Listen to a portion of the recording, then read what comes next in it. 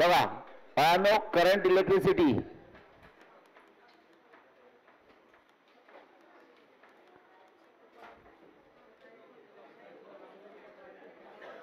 हा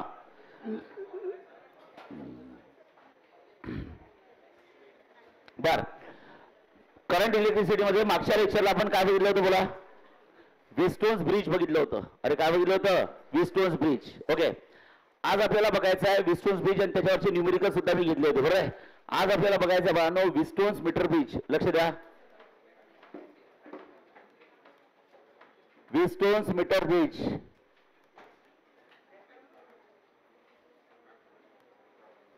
हा what is mean by Wheatstone's metre bridge Wheatstone's metre bridge काय असतं सगळ्यांनी लक्ष ए ए ए थोडं मागे पुढे बसा हा ए पुढे बस तू सर मला इकडे थोडा हा विस्टोन्स ब्रिज आणि विस्टोन्स मीटर ब्रिज काय असतं सगळ्यांनी लक्ष द्या आता लक्ष द्या दोघांचे प्रिन्सिपल एकच आहे की विस्टोन्स ब्रिज असू द्या किंवा विस्टोन्स मीटर ब्रिज असू द्या इकडे बघा आपण बाळांनो विस्टोन्स ब्रिज ज्याला आपण म्हणतो बाळांनो विस्टोन्स नेटवर्क ज्यामध्ये आपण काय बघितलं होतं कटी पतंग बघितली होती बरोबर आहे कडी पतंग मध्ये किती रेसिस होते रे 4 इथे कुठला होता R1 इथे कुठला होता सांगा R2 इथे कुठला होता सांगा R3 आणि इथे काय होता सांगा R4 करेक्ट आहे R1 R2 R3 R4 सांगा बरं 4 रेसिस्टन्सेस कसे घेतले होते बाळांनो आपण इकडे बघा सोहम आता मागेच बसलेला बरा तू हा चला बघा ए कुठले बघितले होते 4 एवढा मागे नको जाऊ हा हे बघा बाळांनो इकडे लक्ष द्या R1 R2 लक्ष द्या R1 R2 R3 R4 correct आहे आपण टर्मिनल्स कुठे बघितले होते सांगा ए बी सी आणि काय बघितले होते डी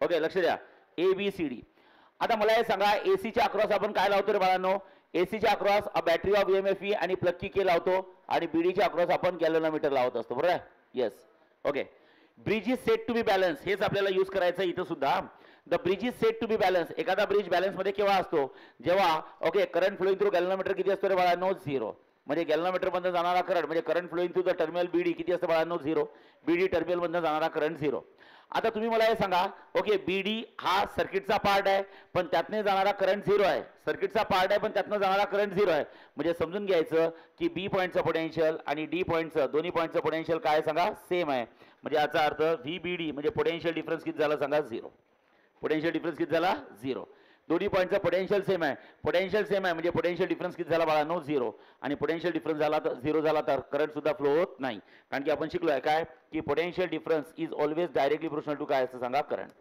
पोटेन्शियल डिफरन्स हा करंटला काय असतो सांगा डायरेक्टली प्रोपोर्शनल टू बरोबर आहे पोटेन्शियल डिफरन्स 0 असल्यामुळे करंट सुद्धा काय होतो 0 होतो ठीक आहे लक्ष द्या हे बेसिक आणि यावरनं आपण काय लिहिलं होतं सांगा फॉर्म्युला काय फॉर्म्युला लिहिला होता बोला R1 अपॉन किती असतं R2 इज इक्वल्स टू बोला R3 अपॉन किती असतं R4 ठीक आहे लक्ष द्या R1 upon R2 is equals to R3 upon R4 सांगा बरं काय होतं come on R1 upon R2 is equals किती असतं R3 अपॉन R4 लक्षात ठेवा चालेल ओके आता हे झालं विस्टोन्स ब्रिज आणि आज आपल्याला काय शिकायचं विस्टोन्स मीटर ब्रिज दोघांमध्ये डिफरन्स काय सांगा एक वर्ड एक्स्ट्रा आलाय कुठला सांगा मीटर मग आता या सर्किटचं सगळ्यात महत्त्वाचं स्ट्रक्चर मीटर मीटर म्हणजे काय असतं युनिट ऑफ लेंथ सांगा मीटर कोणाचं युनिट आहे सांगा लेंथचं युनिट आहे मग जर का मीटर ब्रिज असेल तर मीटर ब्रिजची डायग्राम काय असतं लक्षात ठेवा ओके मीटर ब्रिजची डायग्राम काय असतं तर लक्षात ठेवा बाळांनो तुम्हाला याचे एक्सपेरिमेंट आहे आता कॉलेजेस सुरू झाले तुमचे ओके त्यात तुम्हाला समजेल एक वुडन कार्डबोर्ड असतो मोठा वुडन कार्डबोर्डवर काय असतात कॉपर स्ट्रिप्स असतात बाळांनो लक्षात ठेवा this is the first copper strip लक्ष द्या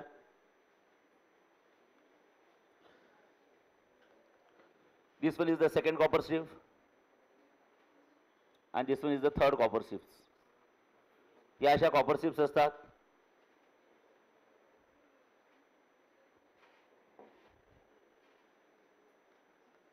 these are copper strips okay आता ही कॉपर स्ट्रिप कुठल्या बाळांनो C1 ही कॉपर स्ट्रिप कुठल्या बाळांनो C2 आणि ही कॉपर स्ट्रिप कुठल्या बाळांनो C3 करेक्ट आहे अशा 3 कॉपर स्ट्रिप्स असतात कॉपर स्ट्रिप म्हणजे काय असतात एक कॉपरच्या प्लेट आहेत बस कॉपरच्या प्लेट एक वुडन कार्डबोर्ड असतो आणि त्या वुडन कार्डबोर्डवर या कॉपरच्या स्ट्रिप्स काय केल्या जातात फिक्स केल्या जातात कॉपरच्या प्लेट आणि या कॉपरच्या 3 प्लेट फिक्स करताना देअर विल बी 2 गॅप्स किती गॅप्स आहे 2 गॅप्स एक असतं लेफ्ट गॅप आणि एक काय असतं बाळांनो राईट गॅप लक्षात ठेवा ओके आता ती जी लेफ्ट गॅप आहे ना बाळांनो लक्षात ठेवा लेफ्ट गॅप त्या लेफ्ट गॅपला एक अननोन रेजिस्टन्स X लावतात ओके ही C3 आहे थर्ड कॉपर स्ट्रिप इथं अननोन रेजिस्टन्स X लावतात बाळांनो येस हा अननोन रेजिस्टन्स X लावला लक्षात ठेवा इथं लेफ्ट गॅपला एक अननोन रेजिस्टन्स X लावतात ओके ज्याची व्हॅल्यू आपल्याला फाइंड करायची आहे आणि जी राईट गॅप आहे तिथं non resistance from the resistance box. Resistance box मधला एखादा नॉन रेजिस्टन्स घेतला. तुमच्या कॉलेजमध्ये एक्सपेरिमेंट करताना सगळ्यात मोठा एक रेजिस्टन्स बॉक्स असतो. रेजिस्टन्स बॉक्स असा बॉक्स असतो त्यात खूप व्हरायटी ऑफ रेजिस्टन्स असतात. 5 ओम, 10 ओम, 20 ओम, 100 ओम, 120 ओम, 150 ओम, 500 ओम, 1000 ओम. त्यातला कुठला तरी एक उचलून इथे लावायचा. That is a known resistance, लक्षात ठेवा. आणि एक्स म्हणजे काय असतं, नॉन रेजिस्टन्स की unknown resistance, unknown resistance. Okay, Wheatstone's meter bridge मध्ये आपण कोणाची व्हॅल्यू काढतो, अननोन रेजिस्टन्सची. विस्टूस ब्रिज मध्ये आपण कोणाची व्हॅल्यू काढतो, अननोन रेजिस्टन्सची. तसं मी सांगितलं होतं, विस्टूस ब्रिज मध्ये 4 रेजिस्टन्स पैकी किती रेजिस्टन्स दिले जातात, 3, आणि एक काढायचा असतो. Put the value and get the answer. Simple आहे एकदम, लक्षात ठेवा. आता या सगळ्यात महत्त्वाचं स्ट्रक्चर काय असतं बाळांनो, ह्या ज्या कॉपर स्ट्रिप्स असतात, या कॉपर स्ट्रिप सगळ्यात महत्त्वाच्या आहे. आणि या कॉपर स्ट्रिप मध्ये काय केलं जातं, लक्ष द्या. हा, आता या ब्रिज मध्ये लक्ष द्या, 2 मिनिटं. हा, या ब्रिज मध्ये बाळांनो लक्षात ठेवा, हा वायर यूज केला जातो AC. Okay, this the wire AC. हा पॉईंट आहे ए आणि हा पॉईंट किती आहे सी. सगळ्यात महत्त्वाचा पॉईंट या सर्किटचा तोच आहे, वायर एसी. आता या वायर एसी बद्दल काय बोललं जाते तर बाळांनो लक्षात ठेवा. ओके, बघा मी काय म्हणताय, या वायर एसी बद्दल काय बोललं जाते, that AC wire is uh, okay,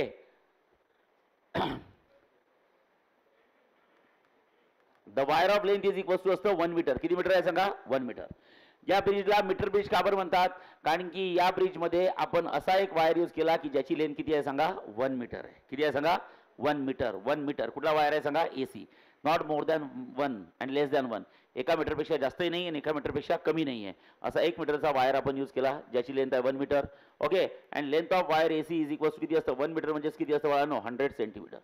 काय असतं बोला, 100 सेंटीमीटर. करेक्ट आहे. Okay, so why it is called as a meter bridge? Because that circuit consists of a wire of length is equals to 1 meter. त्या circuit मध्ये असा wire आहे ज्याची length किती आहे सांगा, 1 metre. That's why that bridge is said to be an metre bridge. कुठला bridge म्हणतात सांगा, मीटर ब्रिज. शौर्य लक्ष दे इकडे. Okay, that bridge is said to be an metre bridge, लक्षात ठेवा. ओके, आता बाळांनो मला हे सांगा, तुम्ही जर का इथं बघितलं तर इथं ए पॉईंट आहे, नंतर इथं कुठला तरी बी पॉईंट घेतला जातो, लक्षात ठेवा. ओके, आता हे सर्किट कसं क्लोज केलं जातं, तिथं plus minus plus minus plus minus अशी असते बघा, प्लस मायनस. हे सर्किट क्लोज केलं जातं. इथं प्लग की के असतं बाळांनो, येस. आणि नंतर इथं काय असतं माहिती आहे का, एक रेव्हस्टॅट असतो. काय असतो बोला, rheostat. Okay, what is rheostat? Rheostat is called as variable resistance, RH. This is called as RH. याला म्हणतो रेव्हस्टॅट. रेव्हस्टॅट म्हणजे असतं variable resistance. Okay, variable resistance कुठला असतो सांगा, आर की RH? RH. तुम्हाला माहिती आहे का व्हेरिएबल रेजिस्टन्स म्हणजे काय असतं? तो असा रेजिस्टन्स सर्किटमध्ये लावला जातो जो ऑटोमॅटिकली त्याची व्हॅल्यू काय होत जाते सांगा, व्हॅरी होत जाते. व्हॅरी होणे म्हणजे काय होते, कमी होणे किंवा जास्त होणे. का बरं कमी आणि जास्त होते? कारण की रेजिस्टन्स आणि करंटचा आयुष्यात कधी पडत नाही. आपण पहिल्या दिवशी शिकलो होतो की resistance is always inversely proportional to current. जर का सर्किटमधनं जास्त करंट गेला तर रेव्हस्टॅट काय करतो, त्या करंटवर कंट्रोल करतो. आणि जर का सर्किटमधनं कमी करंट गेला, कमी करंट म्हणजे एखाद्या वेळेस लाईट डीम होती की नाही, अरे लाईट डीम झालेली पाहिली तुम्ही, लाईट डीम झाली म्हणजे लाईट करंट कमी झाला किंवा करंट जास्त झाला तर रेव्हस्टॅट काय करतो माहिती आहे का, त्या करंटला काय करतो, लिमिट करतो. लिमिट करतो म्हणजे कंट्रोल मध्ये आणतो. कशामध्ये आणतो, कंट्रोल. जसं फॉर एक्झाम्पल कसा कंट्रोल मध्ये आणतो, आता एकदा लक्ष द्या. हे तुम्हाला ड्युअल नेचर ऑफ लाईट्स मध्ये सुद्धा शिकवलंय, पण पुन्हा एकदा सांगतो बघा. जसं फॉर एक्झाम्पल या सर्किटमध्ये कॉन्स्टंट करंट फ्लो केला पाहिजे. समजा फॉर एक्झाम्पल 10 एम्पियरचा करंट फ्लो झाला पाहिजे, कॉन्स्टंट करंट, बरोबर आहे, येस. बट इन केस जर सपोज या सर्किटमधनं 15 एम्पियरचा करंट जात आहे, तर मला हे सांगा, ओके, सर्किटला गरज कितीची आहे रे, 10 एम्पियरची. सर्किटमधनं करंट किती चालला, 15 एम्पियरचा. म्हणजे गरजेपेक्षा कमी की गरजेपेक्षा जास्त, गरजेपेक्षा जास्त करंट जात आहे. मग करंटला आपल्याला वाढवायचं आहे की कमी करायचं आहे, कमी करायचं आहे. मग रेव्हस्टॅट काय करतो माहिती आहे का, हा व्हेरिएबल रेजिस्टन्स हा स्वतःची व्हॅल्यू वाढवतो. हा स्वतःची व्हॅल्यू काय करतो, वाढवतो, ऑटोमॅटिकली वाढवतो. आता मला हे सांगा, रेजिस्टन्स आणि करंटचं पटत नाही. मग रेव्हस्टॅटनी म्हणजे रेजिस्टन्सची व्हॅल्यू वाढली, रेजिस्टन्सची व्हॅल्यू वाढली म्हणजे करंट काय झाला सांगा, कमी झालं. बघा करंट कमी झाला, 15चा 10 होऊन जातो. Is that clear? येस. दुसरं एखादं एक्झाम्पल घ्या. जसं आपल्याला गरज 10ची आहे पण सर्किटमधनं 5 एम्पियरचाच करंट जात आहे, म्हणजे डीम लाईट म्हणतो आपण त्याला. करेक्ट आहे.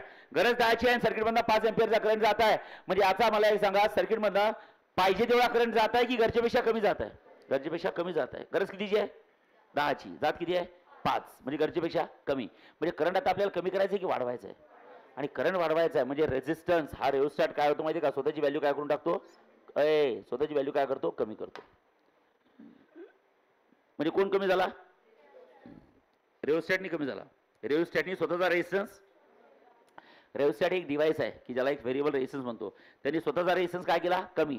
रेजिस्टन्स कमी झाला तर सर्किटमधनं फ्लो होणारा करंट वाढला. हे बघा करंट वाढला, कारण करंट किती जात होता, 5, मला किती पाहिजे होता, 10. म्हणजे कमी करायचं होतं की वाढवायचा, वाढवायचा. करंट वाढवायचा म्हणजे रेजिस्टन्स कमी करायचा. करेक्ट आहे. म्हणजे करंट वाढवायचा की कमी करायचा हे कोण डिसाईड करतं माहिती आहे का? त्या सर्किटमधला व्हेरिएबल रेझिस्टन्स. आणि व्हेरिएबल रेझिस्टन्स कोण आहे सांगा? आर की R H? R H. R H कुठला रेझिस्टन्स आहे? नॉर्मल रेझिस्टन्स की rheostat? Rheostat. It is a variable resistance which is called as a automatic resistance. कुठला रेझिस्टन्स आहे? ऑटोमॅटिक. त्याला सांगावं नाही लागत की बाबा तुझी व्हॅल्यू वाढव रे, तुझी व्हॅल्यू कमी कर रे. तो ऑटोमॅटिकली स्वतःची व्हॅल्यू वाढवतो किंवा कमी करतो. पण त्याचं एकच काम आहे, to limit the current in the circuit. सर्किटमधलं करंट काय करायचं असते? लिमिट करायचं असतं. जसं प्रत्येक इलेक्ट्रॉनिक डिव्हाइसमध्ये आपल्या घरात बाहेर कुठेही जेवढे जेवढे काय इलेक्ट्रॉनिक डिव्हाइस आहे या सगळ्यांमध्ये रेओस्टॅट लावलेला असतो. काय लावला असतो? रेओस्टॅट. सध्या फॉर एक्झाम्पल हा एसी आहे. आता एसी काय म्हणतो? मला एक कॉन्स्टंट करंट द्या. लक्षात ठेवा, एसीचं इनपुट म्हणजे काय? करंट. तुम्ही एसीला करंट दिला म्हणजे इनपुट दिलं तर एसी तुम्हाला हवा देते. मग आता मला हे सांगा, तुम्ही जर का इनपुट बरोबर दिलं तर आउटपुट सुद्धा आपल्याला बरोबर भेटणार. मग इनपुट म्हणजे करंट. मग करंट कसा असला पाहिजे? कॉन्स्टंट असला पाहिजे. करंट कसा असला पाहिजे? कॉन्स्टंट. पण हा करंट आपण तयार केलाय का देशमुख क्लासेसनी की एमएससीबी मधून येतो? एमएससीबी मधून येतो. आणि एमएससीबी मधून आलेला करंट हा कॉन्स्टंट करंट असतो की व्हेरिएबल असतो? व्हेरिएबल असतो. मग जर सपोज या एसीला कंटिन्युअसली असा व्हेरिएबल करंट भेटला, व्हेरिएबल म्हणजे कमी जास्त कमी जास्त कमी जास्त, तर एसी काम करणार नाही. एसीचा कॉम्प्रेसर खराब होईल. काय खराब होईल?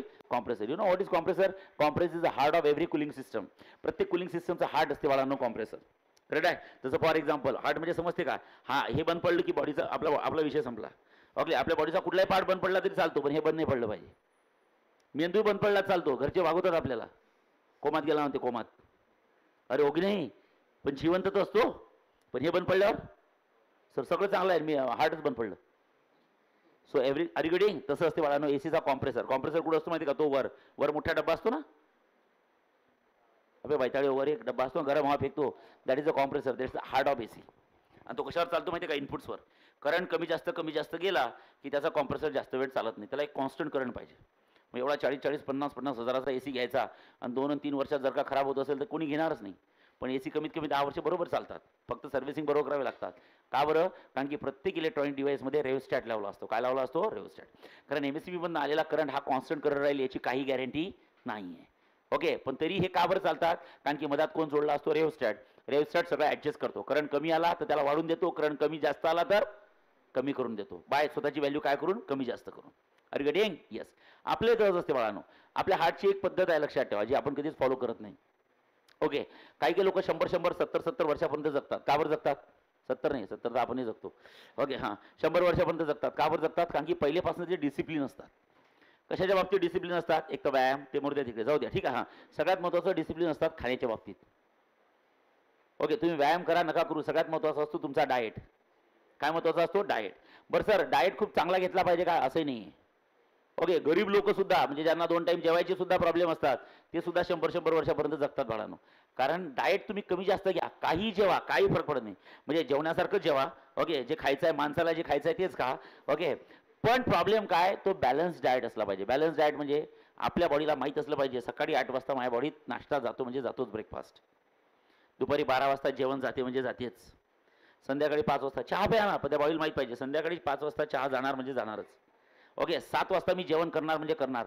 म्हणजे त्या हार्टला जी इनपुट येत असते ती इनपुट एकदम फिक्स असते बाळांनो. काही लोक या बाबतीत फार डिसिप्लिन असतात. दुनिया गेली खड्ड्यात, त्याला ब्रेकफास्ट पाहिजे म्हणजे पाहिजे 8 वाजता. समजलंय? आपलं तसं नसते. आपलं जर का पोटभर आपल्याला जर आवडलं खाणं तर आपण एवढं खातो 2 दिवसाचं खाऊन घेतो एकाच दिवशी. आणि मग ठीक आहे. आणि कधी कधी मग आपण कधी कधी आपल्या एवढ्या कामाच्या गोष्टीत आपण बिझी असतो. कधी कधी तुमचे पेपर जवळ आले, अभ्यासात तुम्ही बिझी असता की तुम्ही 2-2 दिवस तुमचं जेवणाकडे लक्ष नसते.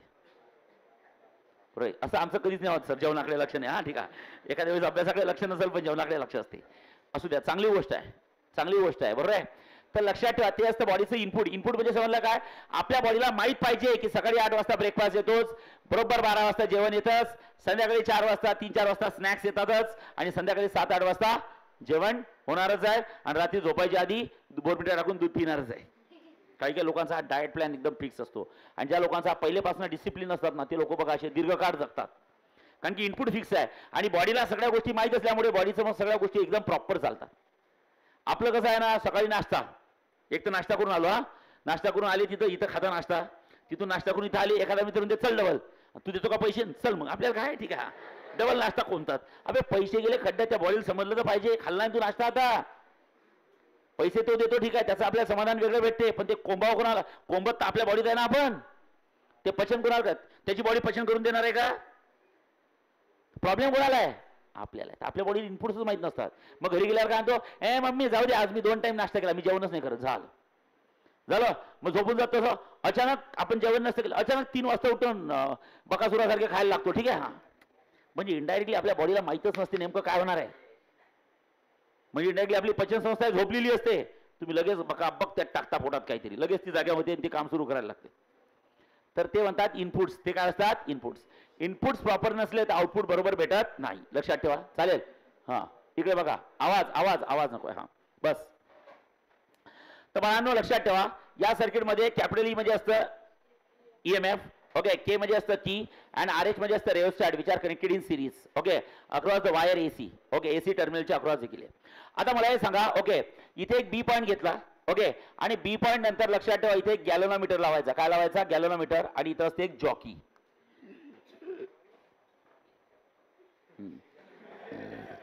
जॉकी मध्ये ही जॉकी असते JOCKEY. स्पेलिंग लक्ष द्या, JOCKEY. आणि तुम्ही जे म्हणता हे अंदर की बात है, ती ही जॉकी असते. लक्षात ठेवा. हा JOCKY जॉकी हे अंदर की बात है. हा लक्षात ठेवा. आणि इथे जी जॉकी असते ते JOCKEY असते. लक्षात ठेवा. ठीक आहे. हा लक्षात. सर जॉकी काय असते? तर जॉकी आता तुमचे ठीक आहे सर. हा जोरो इलेस्टिक चड्डी म्हणजे जॉकी नाही. ठीक आहे. I am not talking about this. Jockey काय असते तर लक्ष द्या. बस एक लक्ष द्या. आता तुमचे एक्सपेरिमेंट व्हायचे आहेत, होईल. जॉकी म्हणजे एक निडल असते बाळांनो, एक निडल असते. ती निडल काय करायची असते माहिती आहे का? वायरला टॅप करायची असते. काय करायची असते? टॅप या वायर एसीवर. ही निडल वायर एसी पासून एक्सपेरिमेंट सुरू करायचा असतो, ओके, सी पर्यंत.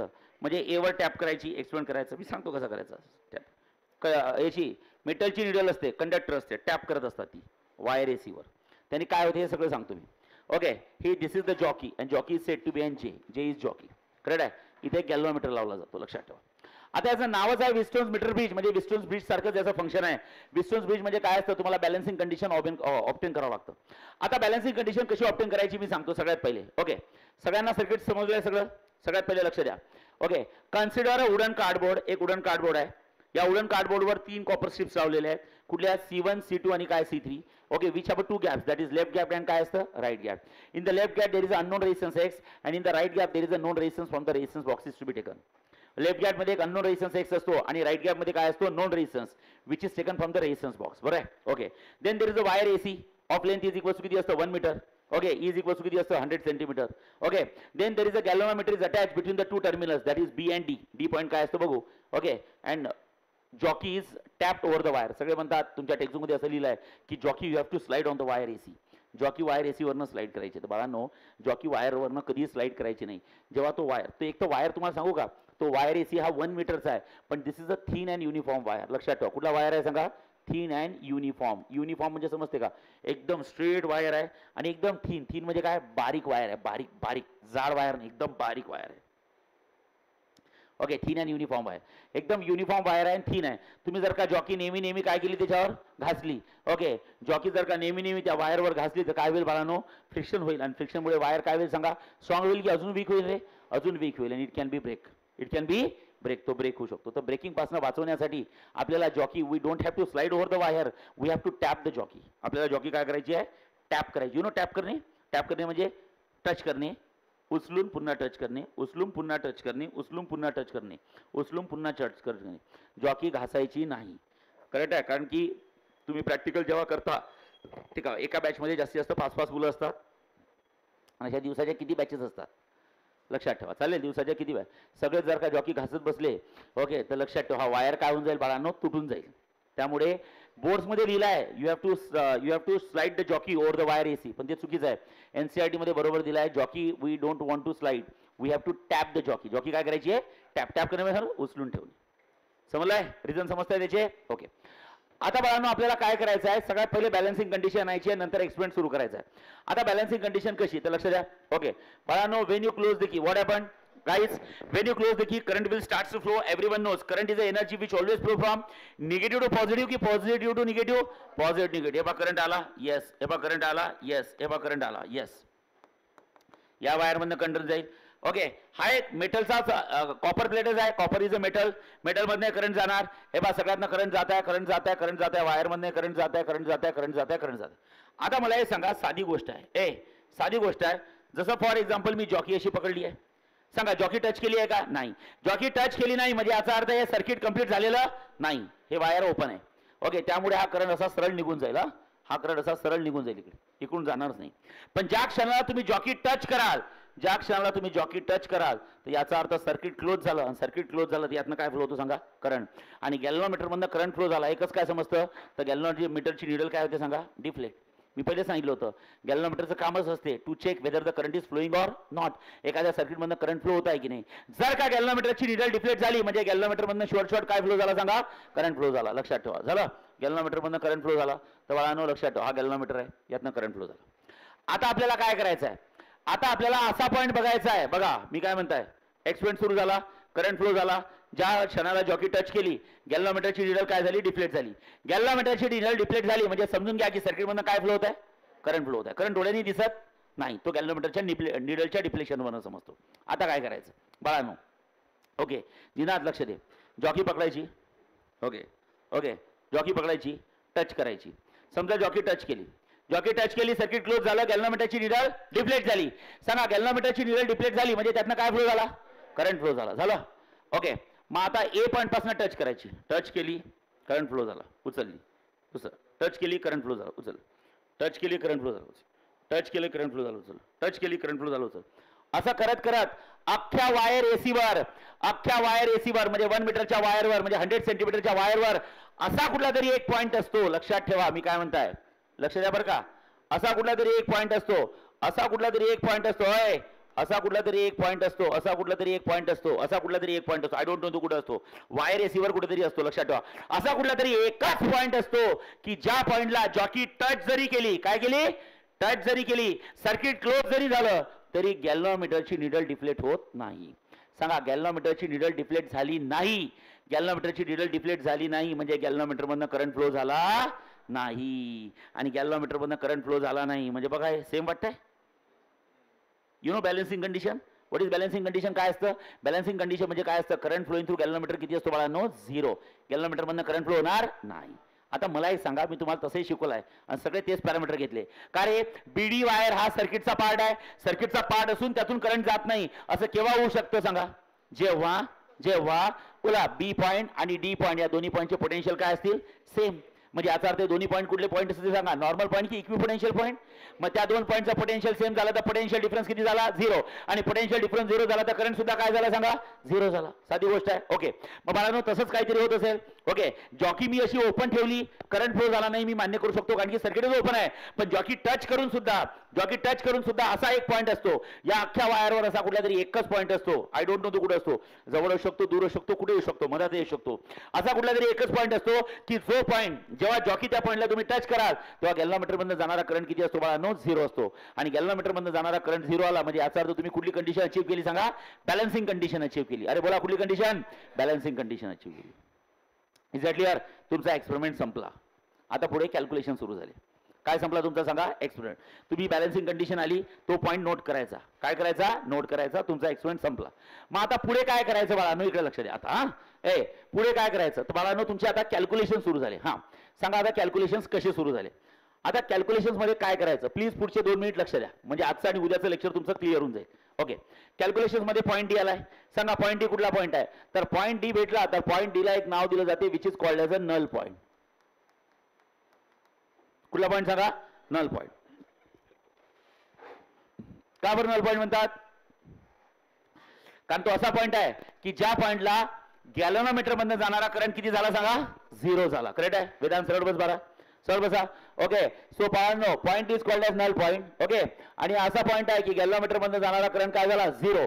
त्यामुळे या मेथडला म्हणतात बाळांनो नल पॉईंट मेथड. काय म्हणतात सांगा? Null point method. पुन्हा एकदा बोला, मेथड की नॉर्मल मेथड की null point method? Null point method. Correct आहे? Null point is the point at which current flowing through galvanometer is 0 and that method is called as a null point method. ठीक आहे? Null point भेटलाय. Say yes? Yes. आता काय करायचं बाळांनो? इकडे लक्ष द्या. आता ए पॉईंट पासून डी पॉईंट पर्यंतचं लेन काढा. तुम्हाला सगळ्यांना माहित आहे ए टू सी चं लेन किती आहे सांगा? 1 की 1 मीटर? 1 मीटर. 1 मीटर म्हणजे किती असतं? 100 सेंटीमीटर. ओके, मग आता मला हे सांगा ए टू डी ची जी लेंथ असते ती लिहायची LX. सर का बरं LX? कारण लेफ्ट हँड साईडला अननोन रेजिस्टन्स आहे X. हे पहा हा नॉन रेजिस्टन्स आहे ज्याची व्हॅल्यू मला फाइंड करायची आहे आणि हा नॉन रेजिस्टन्स असतो म्हणजे तुम्हीच एक्सपेरिमेंट सुरू करायची आधी एखादी व्हॅल्यू तुम्ही ठेवता येतं तुम्हाला माहिती असते देखील ठेवली सो लेफ्ट हँड साईडची लेंथ किती आहे सांगा L K L X L X आणि राईट हँड साईडची लेंथ किती आहे सांगा L K L R L R L R म्हणजे काय असतं known resistance say yes yes L X left hand साईडची लेंथ आणि एल आर म्हणजेच काय असतं राईट हँड साईडची लेंथ आता इकडे बघा मी काय आणतो बाळानो यात थोडं लक्ष द्या हे 3 सेंटेन्सेस लक्षात ठेवा आता 3 सेंटेन्सेस पुढच्या पूर्ण 4 डेरिव्हेशन मध्ये हे सेंटेन्सेस यूज होणार आहे बघा सगळ्यात पहिले काय करायचं हा लेंथ ऑफ वायर एडी बघा length of wire AD is equal to L X बघा रे length of wire AD is equal to L X okay length of wire DC is equal to किती असतं सांगा L K L R L R length of wire DC is equal to L R is it clear yes आता इकडे बघा मी काय म्हणताय लक्ष द्या सगळ्यात पहिले काय करतो लेट हा सिग्मा सिग्मा कोण आहे सिग्मा म्हणजे असतं बाळांनो resistance okay per unit length लक्ष द्या resistance per unit length okay sigma म्हणजे असतं रेझिस्टन्स पर युनिट लेंथ आता सिग्मा म्हणजे असतं रेझिस्टन्स पर युनिट लेंथ तुम्हाला समजतं so sigma is equal to काय असतं रेझिस्टन्स पर युनिट लेंथ लक्षात ठेवा sigma is a resistance per unit length so sigma is equal to resistance upon length काय सांगा रेझिस्टन्स की resistance upon length resistance upon length आता बघा पुढचे 2 सेंटेन्स महत्वाचे पुन्हा एकदा सांगा सांगा हे ह्या गोष्टी लक्ष द्या पुढचे 2 मिनिट हा लेंथ ऑफ वायर एडी सांगा length of wire AD is equal to किती असतं L K L X L X length of wire DC is equal to किती असतं L K L R L R sigma म्हणजे काय असतं बोला resistance की resistance per unit length resistance per unit so sigma is equal to resistance per unit length आता मी काय लिहितो बाळांनो लक्षात ठेवा आता इथे लिहितो resistance of wire AD resistance of wire AD is equal to किती आता मी जर तुम्हाला एक सिंपल क्वेश्चन विचारला की काय रे बाळांनो एडी वायरचा रेझिस्टन्स काय आहे कुणाचा एडी वायरचा रेझिस्टन्स काय तर तुम्ही काय सांगाल सांगा बरं एडी वायरची लेंथ किती आहे L K L X L x पण मला एडी वायरची लेंथ पाहिजे की रेझिस्टन्स पाहिजे रेझिस्टन्स आता इकडे बघा ओके हा एडी वायरचा रेझिस्टन्स काय असतो तर मी लिहितो रेझिस्टन्स ऑफ वायर एडी बघा रे resistance of wire AD is equal to किती असतं माहिती आहे का sigma into L X sir हे सिग्मा इंटू एल एक्स का बरं लिहिलं तुम्ही तर बघा एक सिंपल भाषेत सांगतो सिग्मा म्हणजे काय असतं बोला व्हॉट इज सिग्मा रेझिस्टन्स की resistance per unit length resistance per unit so sigma म्हणजे असतं बाळांनो रेझिस्टन्स रेझिस्टन्स पर युनिट किती असतं लेंथ इंटू किती असतं सांगा एल एक्स सांगा लेंथ कॅन्सल बघा पुन्हा लिहितो मला काय पाहिजे वायर एडीचा रेझिस्टन्स लक्ष द्या हा वायर एडी आहे वायर एडीचा रेझिस्टन्स हवा आहे वायर एडीचा रेझिस्टन्स कसा काढायचा sigma into L X correct आहे त्यातला सिग्मा म्हणजे काय असतं रेझिस्टन्स की resistance per unit length resistance per unit length into काय असतं लेंथ कॅन्सल काय राहिलं रेझिस्टन्स सांगा resistance of wire AD is equal to किती असतं झाला रेझिस्टन्स एलएचएस इक्वल टू किती आरएचएस म्हणजे कुठल्या वायरचा रेझिस्टन्स मला सिग्माच्या फॉर्म मध्ये लिहायचा असेल तर मी सिग्मा लिहायला पाहिजे की सिग्मा इंटू लेंथ लिहायला पाहिजे सिग्मा इंटू लेंथ पुन्हा एकदा सांगतो बघा हा कोण आहे सांगा रेझिस्टन्स इज इक्वल टू किती असतं सिग्मा की sigma into L X sigma into L X हा एल एक्स आहेच आणि सिग्माची व्हॅल्यू काय असतं रेझिस्टन्स की resistance per unit resistance per unit length cancel म्हणजे राहिलं काय resistance of wire AD is equal to किती असतं सिग्मा की sigma into L X sigma into सांग मी तुम्हाला प्रूव्ह करून दाखवलं की एलएचएस आणि आरएचएस काय सेम आहे मग आता पुन्हाच मला हे सांगा बोला रेझिस्टन्स ऑफ वायर एडी बोला रे वायर एडीचा रेझिस्टन्स काय तर सिंपल सांगायचं sigma into length of that wire किती असतं सांगा L K L X okay पुन्हा एकदा सांगतो लेफ्ट हँड साईडला कोण आहे रेझिस्टन्स राईट हँड साईडला कोण आहे सिग्मा इंटू एल पण तो रेझिस्टन्स आहे कसं काय तर सिग्मा म्हणजे काय रेझिस्टन्स की resistance per unit resistance per unit into काय लेंथ कॅन्सल काय होणार सांगा रेझिस्टन्स ओके हे झालं रेझिस्टन्स ऑफ वायर एडी आता इकडे लक्ष द्या इथे लिहितो बाळांनो रेझिस्टन्स बघा रे रेझिस्टन्स ऑफ वायर बघा हे रेझिस्टन्स ऑफ वायर एडी झालाय आता रेझिस्टन्स ऑफ वायर सीडी लिहितो सांगा रेझिस्टन्स ऑफ वायर सीडी काय लिहाल सांगा resistance of wire AD is equal to sigma into काय एल एक्स त्याची length resistance of wire CD काय होईल सांगा sigma into L R very good त्याची लेंथ सो सिग्मा इंटू किती होईल सांगा एल आर येस खतम sigma into L R you getting yes आता मला हे सांगा तुमचं सर्किट तुमचं ब्रिज म्हणजे भले मीटर ब्रिज असू द्या त्या सध्या अनबॅलन्स आहे की बॅलन्स्ड आहे बॅलन्स म्हणजे काय असतं current flow into kilometre is 0 तेव्हा आपण एक्सपेरिमेंट सोडला आणि कॅल्क्युलेशनच्या मागे लागलो होता डी पॉईंट जसा आला तसं मी एक्सपेरिमेंट सोडला आणि कशाच्या मागे लागलो कॅल्क्युलेशन मध्ये काय केलं पहिले लेंथ ऑफ वायर एडी माहित केली एल एक्स आहे लेंथ ऑफ वायर डीसी माहित केली एल आर आहे सिग्मा म्हणजे काय असतं रेझिस्टन्स पर युनिट लेंथ म्हणजे रेझिस्टन्स अपॉन लेंथ मग रेझिस्टन्स ऑफ वायर एडी सांगा resistance of wire AD sigma into L X resistance of wire DC किती असतं sigma into L K L R आता इकडे लक्ष द्या बाळांनो शेवटी मागच्या लेक्चरला आपण विस्टोन्स ब्रिज शिकलो आणि या लेक्चरला आपण विस्टोन्स मीटर ब्रिज शिकताय या दोघांमध्ये एकच साम्य आहे ओके की फॉर्म्युला तोच असतो कुठला फॉर्म्युला असतो सांगा फॉर्म्युला ओके R1 अपॉन किती असतं R2 इज इक्वल टू किती असतं बाळांनो R3 अपॉन किती असतं R4 R1 upon R2 is equals to R3 upon R4. Okay, पण आता हे तुम्हाला ते विस्टोन्स ब्रिज माहित पाहिजे. सांगा विस्टोन्स ब्रिज मध्ये R1 R2 काय होते बोला. हा कोण होता R1, हा R2, हा R3, हा R4. क्वाड्रिलॅटरल कसा घेतला होता A B C D. मग मला हे सांगा AB च्या अक्रॉस काय होता R1, BC च्या अक्रॉस बरं आहे. हा कोण आहे A की AD? AD च्या अक्रॉस R3 आणि CD च्या अक्रॉस R4. आता इकडे लक्ष द्या. इकडे बघा रे. हा हा मला हे सांगा बस शेवटची एक स्टेप.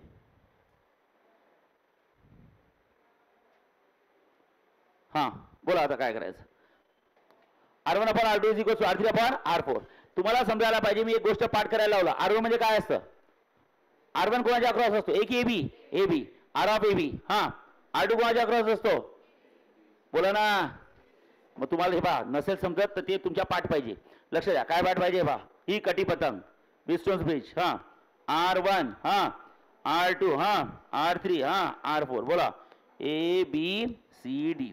सांगा AB च्या अक्रॉस कोण असतं R1, BC च्या अक्रॉस कोण असतं R2. A B C. हा A की AD आणि R4 काय असतं C की CD? CD. झालं अरे ओके नाही. यस. आणि चला करा अप्लाय करा. बोला. आता तुम्ही मला हे सांगा रेजिस्टन्स ऑफ वायर AB काय असतं बोला. AB चा रेजिस्टन्स या. हा AB हा पॉईंट कुठला आहे. हा आणि हा D. बघा तेच पॉईंट आहे. हा AB च्या अक्रॉसचा रेजिस्टन्स अक्रॉस AB. हा A टू B मध्ये कुठला रेजिस्टन्स आहे सांगा. X. कुठला आहे X म्हणजे इथं येईल X. Resistance across BC. चला B टू C द्या. सांगा B टू C कोण आहे R म्हणजे X upon R. Okay. Resistance across AD म्हणजे AD चा रेजिस्टन्स. हे बघा AD चा हे बघा रेजिस्टन्स ऑफ वायर AD किती आहे सिग्मा LX.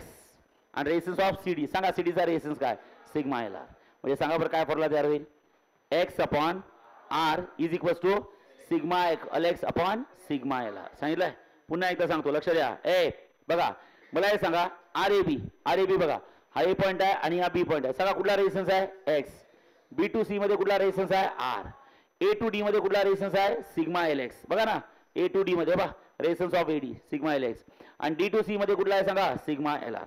तर X upon R is equals to sigma LX upon sigma LR. तर सांगा काय करायचं गाईस. इथं सरळ सांगू शकता काय फॉर्म्युला येईल. X upon R is equals to किती असतं सिग्मा LX अपॉन काय असतं sigma LR. So guys sigma cancel. X upon capital R is equals to बाळांनो इथं सरळ सांगू शकता LX अपॉन किती असतं सांगा LR. सो कॅपिटल X ची व्हॅल्यू किती असतं हा डिवाइड मधला R मल्टिप्लाइड मध्ये गेला LX अपॉन किती असतं सांगा LR. So this is the value of X. कोणाची व्हॅल्यू आहे सांगा X कॅपिटल X.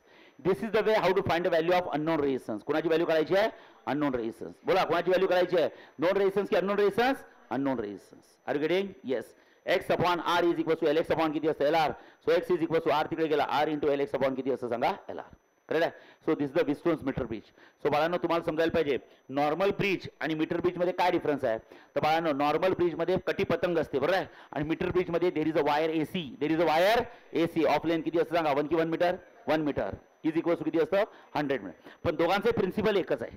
फॉर्म्युला दोघांमध्ये तोच यूज केला. R1 upon R2 is equals to R3 upon R4. आणि मागच्या लेक्चरला मी सांगितलं होतं तोंड फोडून एक गोष्ट लक्षात ठेवा. R1 म्हणजे काय असतं R ऑफ AB. R2 म्हणजे काय असतं R ऑफ BC. R3 म्हणजे काय असतं R ऑफ आणि R4 म्हणजे काय असतं R of CD. Is that clear. Yes. बघा तुम्हाला या सगळ्या गोष्टी भेटल्यात बाळांनो. Okay. RAB upon RBC is equals to RAD upon किती असतं R की RCD RCD. Got it. Yes. Okay समजलं. हा झाला विस्टोन्स मीटर ब्रिज. कुठला ब्रिज विस्टोन्स मीटर ब्रिज. सगळ्यांनी नोट्स काढा. चला नोट्स काढा. बघा नोट्स मध्ये काय काय दिलंय. नोट्स कुठे आहेत नोट्स काढा सगळ्यांनी. बघा कुठे आहेत तुमच्या नोट्स. किती लोकांना भेटल्यात नोट्स. एक काम कर बरं मॅडमला बोलू.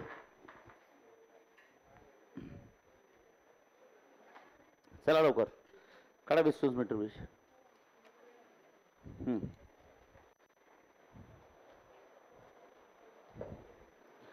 आज सीईटीचा रिझल्ट लागला काही सेलिब्रेशन करायचं का. हा हा हे द्या ना ते करंट इलेक्ट्रिसिटीच्या नोट्स दाखवा बरं. किती लोकांना नाही मिळाल्या. हात वर करा ना. बघा आहेत का काढलेल्या आहेत द्या लवकर. बघा हां रेजिस्टन्स असतो का आपण तो घेतो हां सिग्मा म्हणजे इंटरनल रेजिस्टन्स नाही आपण नाही नाही घेतो तो आपण एक्स्ट्रा घेतो. एक्स्ट्रा घेतो एक टर्म आहे ती रेजिस्टन्स पर युनिट लेंथ. आणि इकडचा हा जो फॉर्म्युला आहे तो इकडचा खालचा लेंथ हे घेऊन रेजिस्टन्सला काढले तर हे तसं डायरेक्ट सिग्मा म्हणजे काय रेजिस्टन्स पर unit length into length length length cancel म्हणजे राहिलं रेजिस्टन्स. पण हे सिग्मा इंटू एल एक्स या फॉर्म्युलावरनंच केलं का हो सिग्मा म्हणजे लेंथ इंटू हो. आणि लेंथ इकडं वर त्या हम्म. फॉर्म्युलावरनं चला ए बरं मॅडम देतील नोट्स ज्यांच्यावर आहेत त्यांनी बघा. चला फटाफट लक्ष द्या. हां कुठे नोट्स तुझी. चला बघा ए काय दिलं आहे विस्टोन्स मीटर ब्रिज मध्ये. हां तुमच्या नोट्स कुठे आहे रे. हां ए तुमच्यावर नाही आहे का. काल बरं नोट्स असेल ना त्याजवळ आहे त्यात बघ. हां बघू दे. हां लक्ष द्या.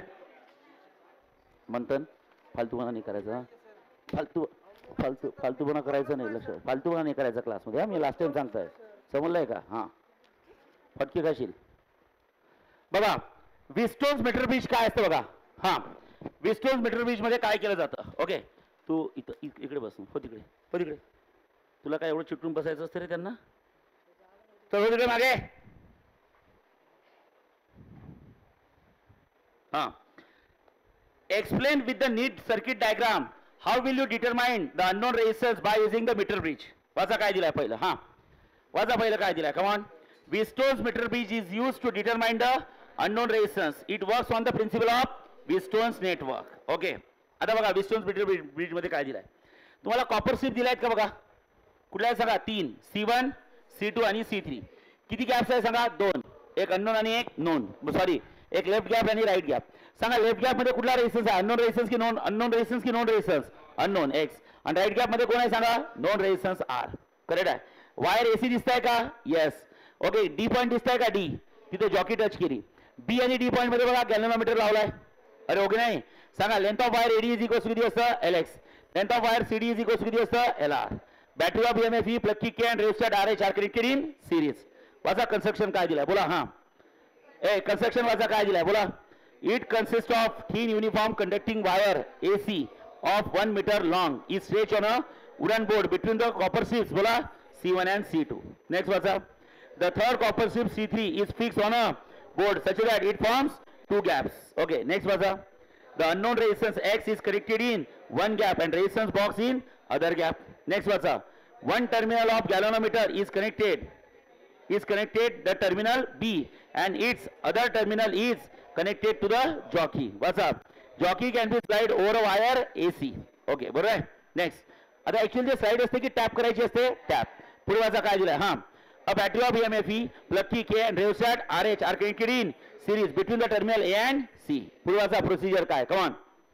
Take a suitable resistance R in the resistance box and key is close. वाचा की क्लोज केल्याने काय होईल सांगा. करंट फ्लो होईल. पुढे वाचा. Obtain the circuit. Current flows through the circuit. वाचा. By touching the jockey at different points on the wire बोला point D is obtained such that galvanometer shows no deflection. वाचा. Then network is said to be balanced and point D is called as null point. सांगा. Length of wire AD is equals to किती आहे LX. Length of wire DC is equals to किती आहे LR. R measured. चला late sigma काय बोला. Resistance per unit length of wire AC. चला नंतर रेजिस्टन्स ऑफ वायर एडी सांगा. Resistance of wire AD is equals to sigma L X. Resistance of wire DC is equals to किती असतं sigma L R. बरोबर आहे. आणि as the network is balance using the balancing condition. त्यांनी direct दिलेला आहे. आपण थोडं 2 स्टेप एक्स्ट्रा लिहा. ओके हे बघा हे असं लिहा. ओके हे असं लिहा. ह्या 2 स्टेप लिहा पहिले. हां बरं त्यांनी बघा ना X upon R is equals to sigma L X दिलाय डायरेक्ट. हे बघा हे दिलाय त्यांनी. हे बघा हे दिलाय. बघा ही कंडिशन डायरेक्ट दिली आहे. X upon R is equals to. तुम्ही या 2 स्टेप लिहून घ्या. चला हां लिहून घ्या लवकर. R1 upon R2 is equals to R3 upon R4. R1 म्हणजे RAB upon RBC is equals to RAD upon RCD. लवकर फास्ट.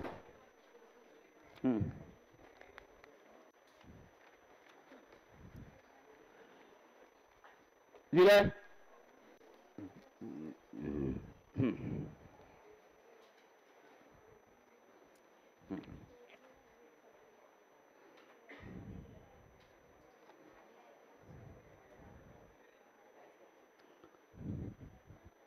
अरे झालाय का बघा लवकर लिहा. ज्यांच्यावर नोट्स आहे त्यांनी लिहून घ्या. R1/R2 is equal to R3/R4.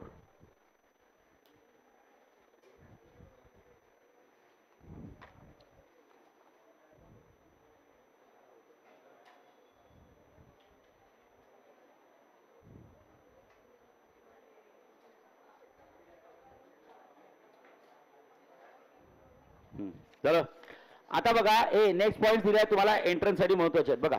ते बॉक्स मधलं लिहा तिथं only for entrance. Metre bridge or sliding bridge बघा लिहून टाका ओनली फॉर एंट्रन्स. आता इकडे बघा काय दिलंय. आता काय दिलंय बघा वाचा. पहिला पॉईंट काय दिलाय. कमान वाचा काय दिलाय बोला. This bridge is known as Wheatstone's metre bridge. त्या ब्रिजला आपण काय नाव देतो सांगा. Wheatstone's metre bridge. Wheatstone's metre bridge. पूर्वाचा मीटर ब्रिज म्हणजे काय असतं. Come on what is metre bridge. an electrical device in which potential is applied across the resistance of uniform cross sectional area and length is equal to किती असतं 1 meter is called as meter bridge. Okay त्या wire बद्दल बोलले पहा. Wire असतो metre bridge 1 मीटरचा. पूर्वाचा the length of wire is किती आहे 1 metre and is called as metre bridge. ते तर झालंय. Length of wire is 1 metre so it is called as metre bridge. Next वाचा. Metre bridge is based on Wheatstone's bridge principle that is modification of Wheatstone's bridge. मागच्या लेक्चरला आपण काय शिकलो metre bridge की विस्टोन्स ब्रिज आणि इथं काय विचारलं विस्टोन्स मीटर ब्रिज म्हणजे त्याचं मॉडिफिकेशन. शेवटी प्रिन्सिपल तर एकच आहे. R1/R2 is equal to R3/R4. Next वाचा काय दिलाय बोला. Wire use in a metre bridge is manganin or constantan करा. ते कॉन्स्टंट नाही आहे कॉन्स्टंट. कॉन्स्टंट हे मटेरियल आहे. ती जी वायर एसी असते ना ती वायर एसी कुठल्या मटेरियलची बनलेली आहे असं दिलाय. The wire AC is a made up of manganin and constantan. करा स्पेलिंग बरोबर. Constantan CON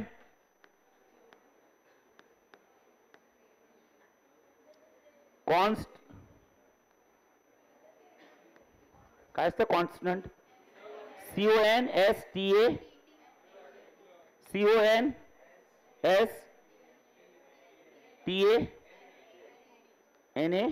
नंट.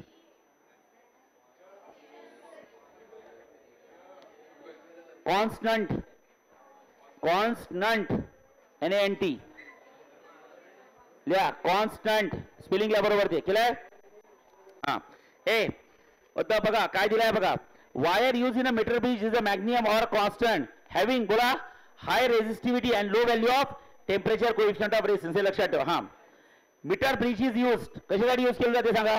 To determine the unknown resistance. नंतर to verify the laws of resistances in series and parallel. नंतर to compare the specific resistance of the material. वाचा. This instrument is based on काय null deflection method. पुढे वाचा काय दिलाय. Unknown resistance of the wire by metre bridge is given by सांगा.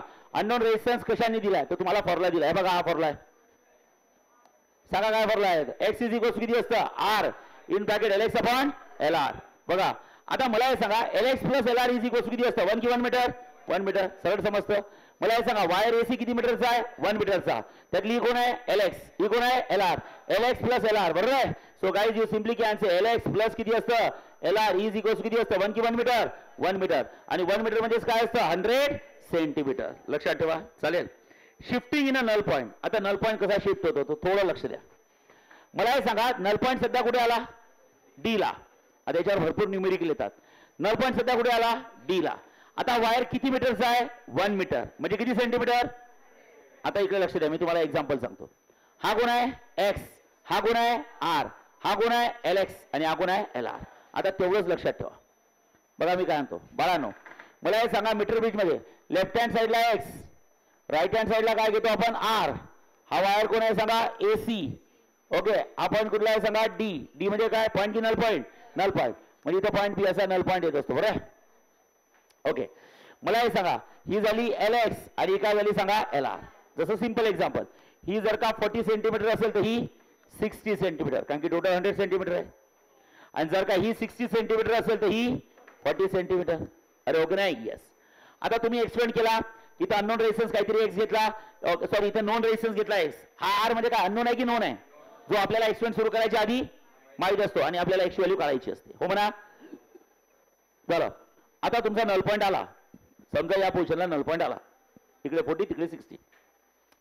आता हा जो नल पॉईंट आहे तो नल पॉईंट तुम्हाला शिफ्ट करायचा आहे. काय करायचं आहे? शिफ्ट. लेफ्ट हँड साईड किंवा राईट हँड साईडला शिफ्ट करायचं आहे. कसा शिफ्ट करणार तर लक्षात ठेवा बाळांनो, या कॅपिटल आर ची व्हॅल्यू तुम्ही चेंज करून शिफ्ट करू शकता. कसं? आता मला हे सांगा, मला हे सांगा, तुम्हाला माहित आहे आपण पहिल्याच दिवशी सांगितलं होतं resistance is always directly proportional to काय असतं? लेंथ.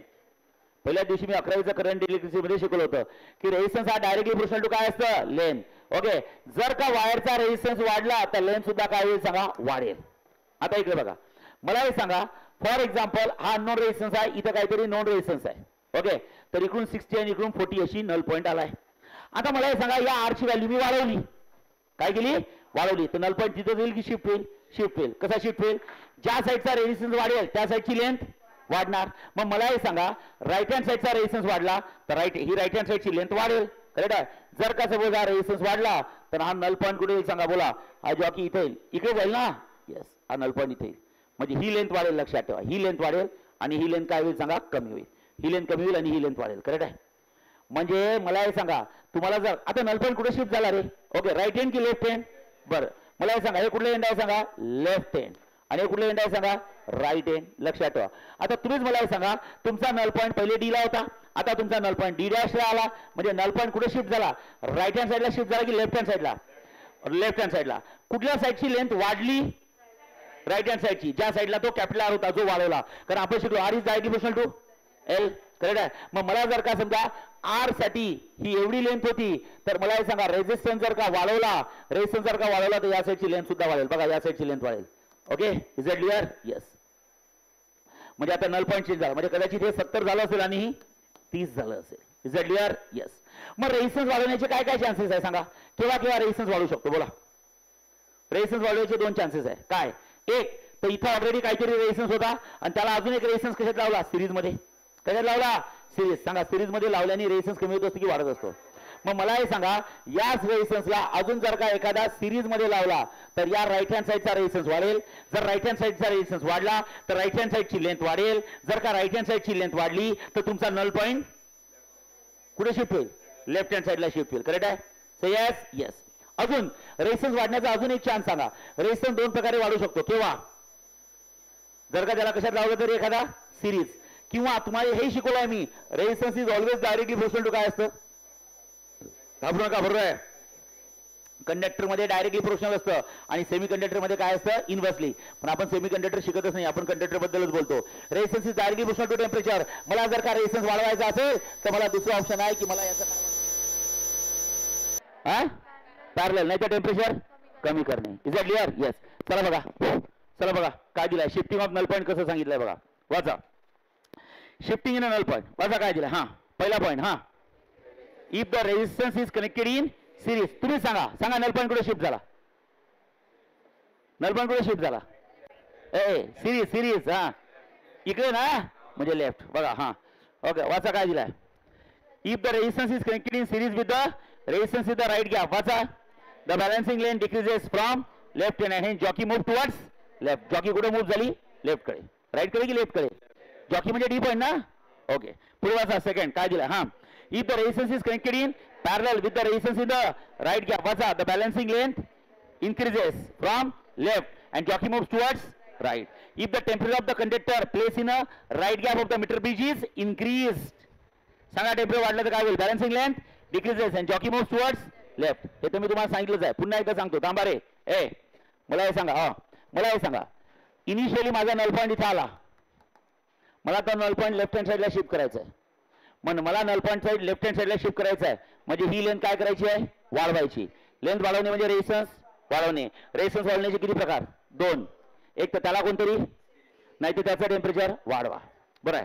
मला हे सांगा आता दुसरं, समजा माझ्या जॉकी इथं आलाय आणि मला तो जॉकी इथं न्यायचा आहे, म्हणजे ही लेंथ, सॉरी ही नाही, म्हणजे या साईडची लेंथ वाढवायची आहे की कमी करायची आहे? कमी करायची आहे. मग लेंथ कमी करायची आहे. लेंथ कमी करणे म्हणजे रेझिस्टन्स, लेंथ कमी करणे म्हणजे रेझिस्टन्स कमी करणे. रेझिस्टन्स कमी करण्याचे किती चान्स आहे? 2. एक तर त्याला कोणतरी, नाही तर त्याचा टेम्परेचर कमी करणे. साधी गोष्ट. ते सगळं इंग्लिश मध्ये दिलंय बघा. 4 पॉईंट.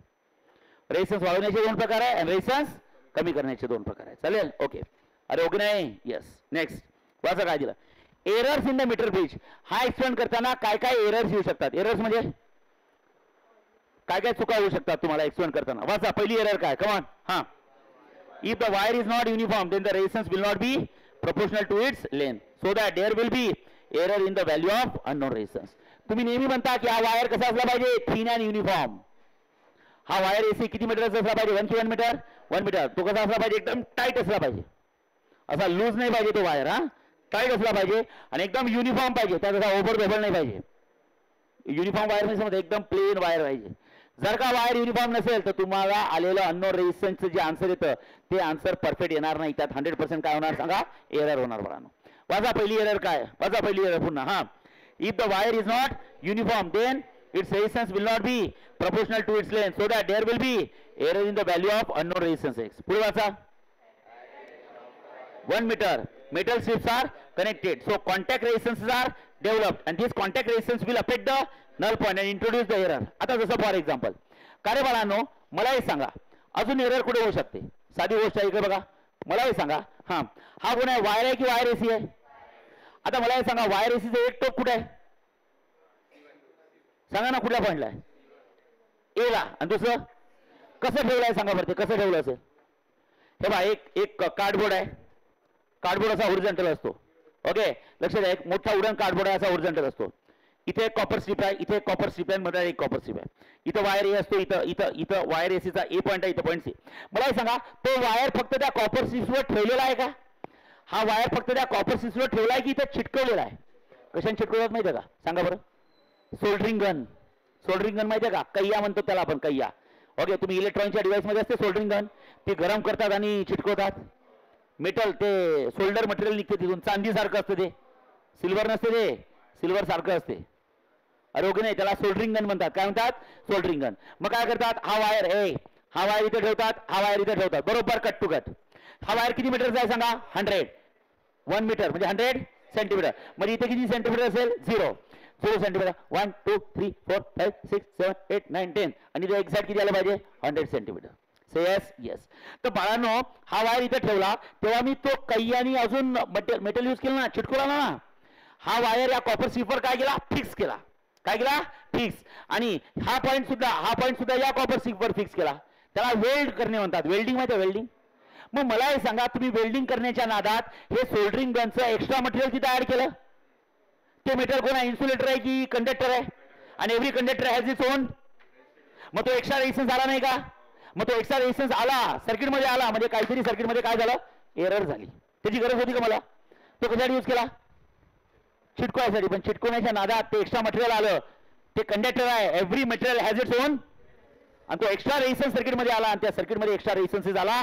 त्यामुळे सर्किटमध्ये कॅल्क्युलेशनमध्ये काही ना काही काय होणार आहे, एरर. त्याला म्हणतात एरर ड्यू टू कॉन्टॅक्ट रेजिस्टन्सेस. कुठले रेजिस्टन्सेस, कॉन्टॅक्ट, जिथं कॉन्टॅक्ट केला. आता सोल्डरिंग गन हे मॉडिफाईड टेक्निक आहे, आत्ता आली आहे मागच्या 5-10 वर्षात. ओके, पूर्वी काय करायचे, माहिती आहे का. ओके थांबा, इथे खिळा ठोकायचे आणि इथे खिळा ठोकायचे आणि त्याला वायर गुंडाळायचे. बरं समजलाय, इथे खिळा ठोकायचे त्याला वायर गुंडाळायचे, इथे खिळा ठोकायचे त्याला वायर गुंडाळायचे. समजलाय. आता मला हे सांगा, खिळा कशाचा असतो, मेटलचा.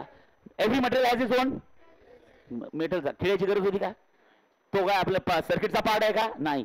तो वायर परमनंटली टच करण्यासाठी तुम्ही खिळा यूज केला, म्हणजे इनडायरेक्टली मेटल यूज केलं. आणि मेटल यूज केलं तर त्या मेटलचा रेजिस्टन्स सुद्धा सोबत आला. त्याला म्हणतात कॉन्टॅक्ट रेजिस्टन्सेसमुळे झालेली एरर. ह्या एरर होतच असतात. No one is ideal in the world. या जगात कोणी आयडियल, आपण एक्सपेरिमेंट करतो, त्यामुळे आपण आलेले एक्सपेरिमेंट कधीच परफेक्ट येत नाही, कारण की ती इन्स्ट्रुमेंटमध्येच कधी कधी फॉल्ट असतात. करेक्ट आहे. तर सांगा पहिली एरर कशामुळे होते, जर का तुमचा वायर एसी हा युनिफॉर्म नसेल. काय नसेल, युनिफॉर्म नसेल. दुसरी एरर केव्हा होते सांगा, जर का कॉन्टॅक्ट रेजिस्टन्सेस बरोबर नसेल. काय नसेल, कॉन्टॅक्ट रेजिस्टन्सेस. करेक्ट आहे. दोन्ही केस आहे, खिळा ठोका किंवा सोल्डरिंग गन यूज करा. गरजेपेक्षा जास्त मटेरियल तुम्ही यूज करणार म्हणजे करणार, आणि मटेरियल यूज केलं म्हणजे त्याचा रेजिस्टन्स आला. त्याचा रेजिस्टन्स आला म्हणजे सर्किट मधले कॅल्क्युलेशन थोडेफार सेव्ह झाले की चेंज झाले, चेंज झाले. ओके चला, तिसरी एरर सांगा कशामुळे आली, सांगा. थर्ड एरर कशामुळे आली सांगा. The ends of the wire may not be coincide with 0 and 100 marks on the metre scale. साधी गोष्ट आहे, मी तुम्हाला सांगितलं होतं, जर का तुम्ही इकडून सुरू केलं असेल मोजणं तर हा काय पाहिजे, 0, आणि तो सी एक्झॅक्ट कुठे पाहिजे. असं कधीच होत नसते. तुम्हाला जर का म्हटलं 10वीत 8वी 9वीत म्हणायचे, ड्रॉ लाईन ऑफ 5 सेंटीमीटर. एक लाईन ड्रॉ करायची जी किती सेंटीमीटरची आहे, 5 सेंटीमीटरची. कशी काढायची सांगा बरं. एक पट्टी घ्यायची, पट्टीवर 0 पासून 5 पर्यंत जायचे. मग आता त्याच्यावर लाईन असतात 1 2 3 4. बरोबर आहे. एखादी लाईन इकडे तिकडे होऊ नाही शकत का, होते की नाही? एक्झॅक्ट निघते कधी 5 सेंटीमीटर किंवा जाऊ द्या. तुम्हाला कन्स्ट्रक्शन मध्ये पहिलीच डायग्राम असते, draw circle of radius 5 centimetre. मग काय करायची सांगा बरं तुम्ही? सर काय करायचं, एक पट्टी घ्यायची, एक राऊंडर घ्यायचं. राऊंडर जर लोखंडी आहे बघा ना, ही पट्टी माझी. हा इथं 0 इथं 5 आहे.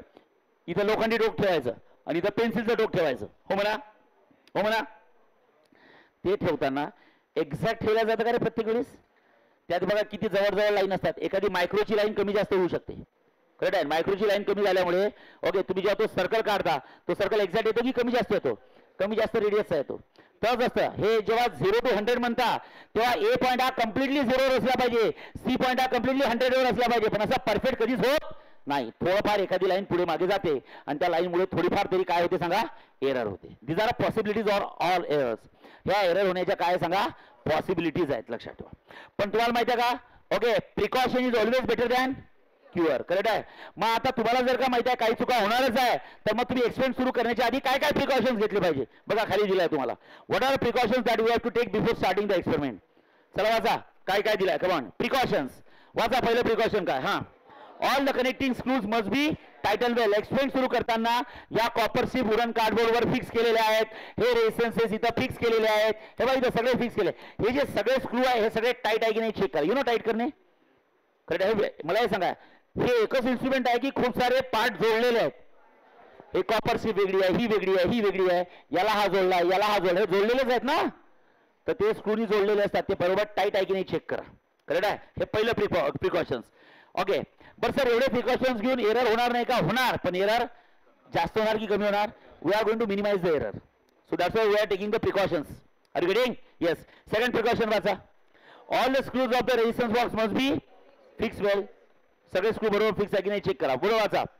The resistance wire must be of uniform area of length किती असतं? 1 मीटर. या इन्स्ट्रुमेंटचा सगळ्यात महत्त्वाचा पार्ट कुठला आहे सांगा? वायर एसी किती मीटरची आहे?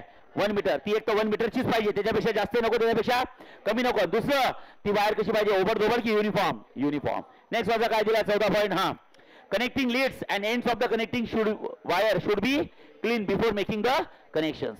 म्हणजे तुम्हाला माहिती आहे का इलेक्ट्रॉनिक्स डिव्हायसेस हे कसे करतात रे? साफ कसे करतात? त्यांचे कनेक्टिंग ब्रशेस असतात छोटे छोटे, म्हणजे नाजूक ब्रश असतात. काय असतात? नाजूक. जसं फॉर एक्झाम्पल आपल्या घरचं फॉर एक्झाम्पल एखाद्या वेळेस टीव्हीचा रिमोट खराब झाला, आपण काय करतो? फेकून देतो, दुसरं घेऊन येतो. तुम्ही जर का बाजारात गेले तर सेकंड हँड रिमोटही भेटते.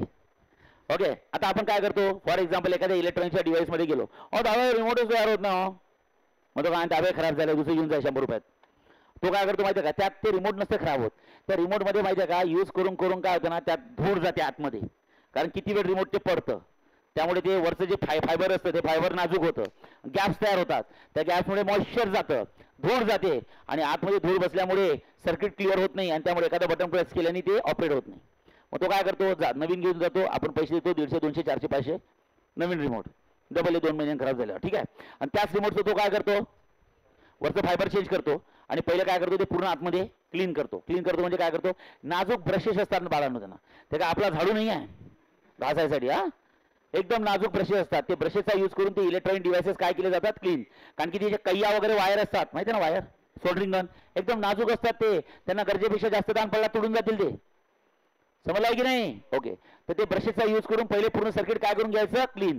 म्हणजे चुका होणार नाही. ओके इनडायरेक्टली धूळ जरी बसली, काय बसली तर ती धूळ रेजिस्टन्स म्हणून ऍक्ट होते. लक्षात ठेवा. काय म्हणून ऍक्ट होते? रेजिस्टन्स. जसं फॉर एक्झाम्पल ओके हिवाळ्यात पावसाळ्यात आपली 2 व्हीलर कशी करते? क्विक स्टार्ट करते.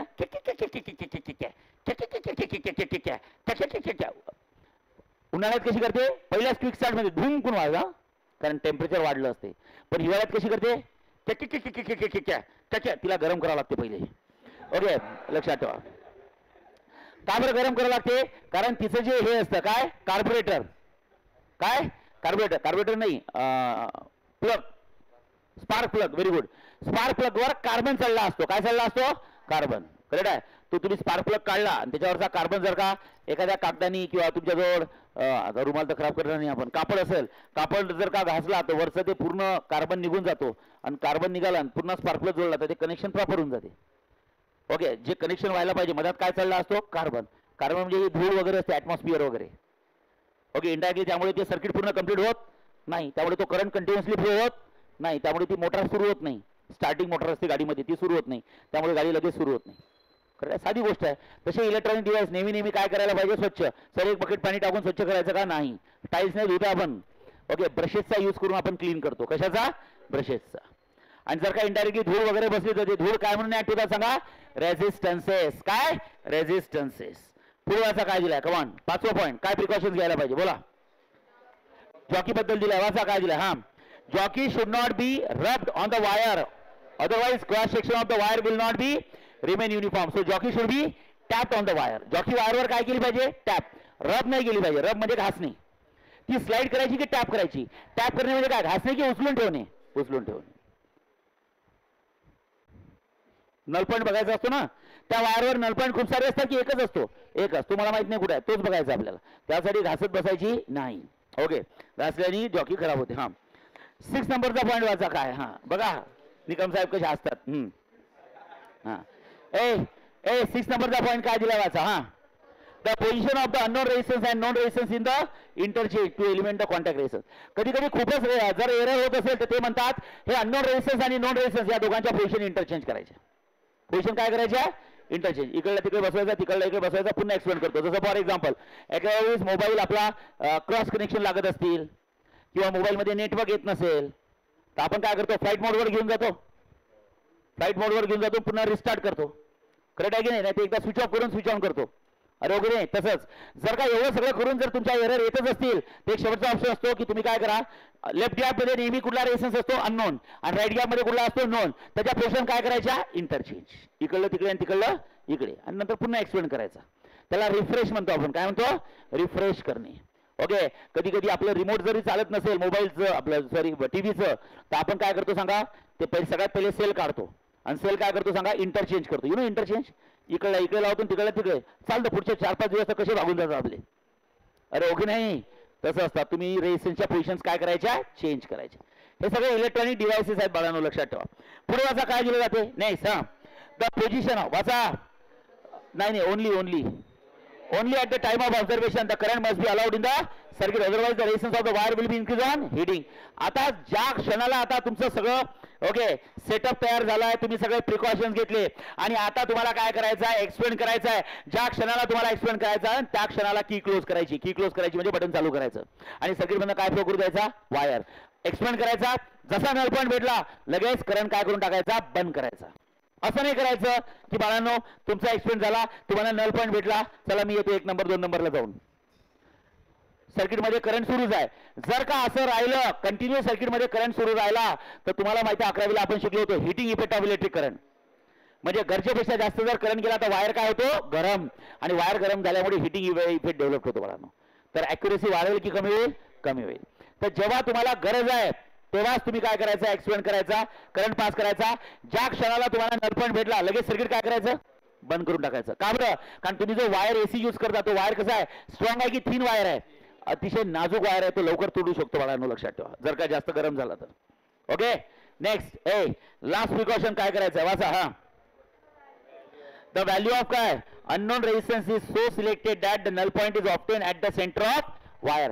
जनरली जे मी कॅल्क्युलेशन सांगतो तुम्हाला, मी आता आवाज नको रे, मी तुम्हाला बघा एक्सप्लेन कसे सांगितले. हा, इकडनं 30 ते इकडनं 70, इकडनं 70 ते इकडनं 30. ऍक्च्युली हे चुकीचं आहे.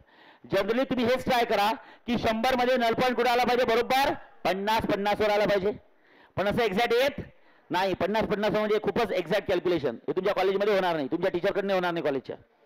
तर जास्तीत जास्त काय म्हणते बोर्ड, ठीक आहे 50-50 नको, पण 35 ते 65च्या रेंज मध्ये पाहिजे. म्हणजे इकडे 15 जाऊ द्या, तिकडे 15 जाऊ द्या. 50च्या इकडे 15 गेले आणि 50च्या तिकडे 15 गेले. 50च्या इकडे 15 मायनस झाले तर 35 होईल ना, आणि इकडे 15 ऍड झाले तर किती होईल सांगा, 65. तर 35 ते 65च्या रेंज मध्ये नल पॉईंट आला पाहिजे. एकदम तिकडे 30 तिकडे 70 असं नको. तसं तर नल पॉईंट आयडियली कुठे व्हायला पाहिजे, 50-50 वर, इकडनं 50 तिकडनं 50 असं होणार. फॅक्टर ऑफ सेफ्टी कमी जास्त किती चालते, इकडे 15 मायनस आणि तिकडे 15 प्लस. समजलाय, म्हणून दिलाय बघा 35 ते 65 आहे. अरे समजलाय का, ती 35-65 कसं आलं सांगा बरं. 35-65 कुठे यायला पाहिजे, सेंटरला. 15 इकडे गेले तर मायनस होईल आणि 15 इकडे गेले तर प्लस. 50 मधनं 15 गेले 35 आणि 15 ऍड केले 65. नल पॉईंट चालतो. ओके लक्षात ठेवा.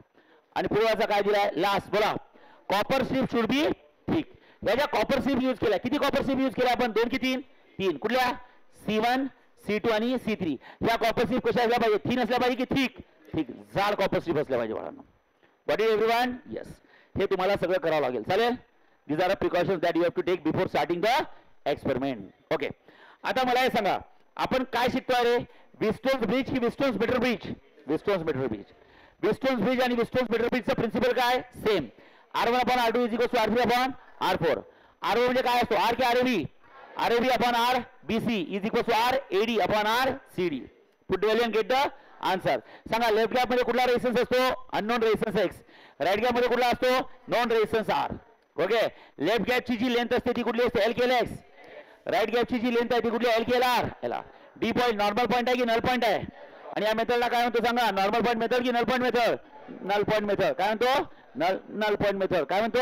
Null point method. Is it clear? Yes. Okay. काय प्रॉब्लेम नाही. हे सगळे बॉक्स मधले पॉईंट एंट्रन्स आहेत, लिहून टाका. Only for entrances. लवकर हो म्हणा. आता लास्ट दिलाय बघा त्यातलं. ए चला ए थांबा. लास्ट काय दिलाय? कमांड वाचा. हा. State the sources of error in the metre bridge experiment and explain how they can be minimize. एरर कशा होतात आणि मिनिमाइज कशा करायचं आत्ताच आपण शिकलो. एरर कशा होतात. चला वाचा. जय वाच पहिला पॉईंट. हा वाचा. ए बायता पहिली एरर वाच ना. समजताय? Error due to non uniformity of the wire. म्हणजे हा जो वायर एसी आहे तो कसा पाहिजे? युनिफॉर्म. जर का तो युनिफॉर्म नसेल तर एरर होणार. आणि मग झालीच एरर तर ती मिनिमाइज कशी करा? ओके चला वाचा. काय दिलाय? ए थांब वाच. जय वाच.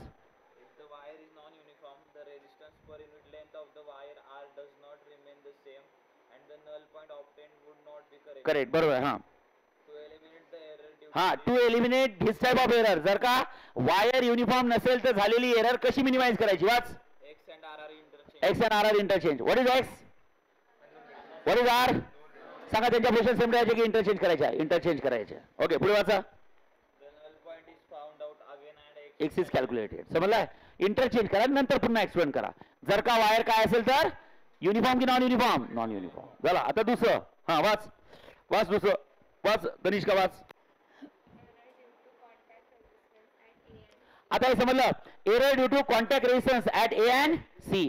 कारण ए आणि सी हे जे 2 पॉईंट आहे ते मेटल स्ट्रीपवर असतात. कोणावर असतात सांगा? Metal strip. हे बघा इथे सांगतोय. ए शेवटचे 2 मिनिट लक्ष द्या. हे बघा ए आणि सी हे जे 2 पॉईंट आहेत ते मेटल स्ट्रीपवर असतात. ते फक्त ठेवले जातात की चिटकवले लागतात? कशाने चिटकवतात? चिकटपट्टीने की वेल्डिंगनी? त्याच्यावर 2 ऑप्शन. एक तर सोल्डरिंग गन नाहीतर खिळे ठोकून. तर ते एक्स्ट्रा मटेरियल आले त्याला म्हणतात कॉन्टॅक्ट रेजिस्टन्सेस. काय म्हणतात? Contact resistance. कॉन्टॅक्ट रेजिस्टन्स मुळे झालेली एरर कशी मिनिमाइज करायची हे त्या पॉईंट मध्ये सांगितलंय. चला बघा तनिष्का. हा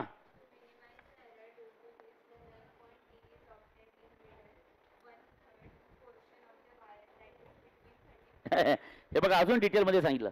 तसं तर मी सांगितलं होतं नल पॉईंट कुठे आला पाहिजे? 50 ला. येतो का? नाही. मग काय चालतं? इकडे 15 तिकडे 15 म्हणजे इकडे किती? 35 आणि तिकडे 65. त्यातही डिटेल मध्ये दिलं बघा. 35 नाही 33.3 आणि 65 नाही 66.6 66.67. समजताय का? म्हणजे ते डिटेल 35 65 नाही तर अजून डिटेल मध्ये जर पाहिजे असेल एंट्रन्स साठी तुम्हाला तर लक्षात ठेवा एक्झॅक्ट व्हॅल्यू 35 की 33.3 म्हणजे तिकडनं 1/3 आणि इकडनं 1/3. समजलाय की? तिकडनं 1/3 आणि इकडनं 1/3. लक्षात 1/3 म्हणजे समजते का? ओके. 100चे 3 तुकडे केले तर एक तुकडा किती जातो माहितीये का? 33.33 चा 33.33. लक्षात ठेवा. मग जर का इकडनं 33.3 आणि 100 मधनं 33 मायनस केले तर 66.67 होतं. ओके लक्षात ठेवा. पुढे वाच का काय दिलाय? झालं ते. हा नेक्स्ट वाच. ए स्वीटी वाच.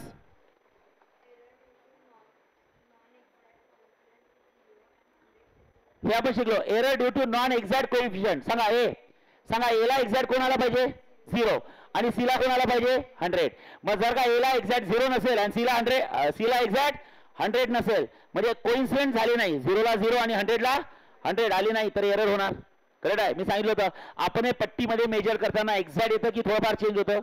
मग त्याची एरर कशी मिनिमाइज करायची? वाल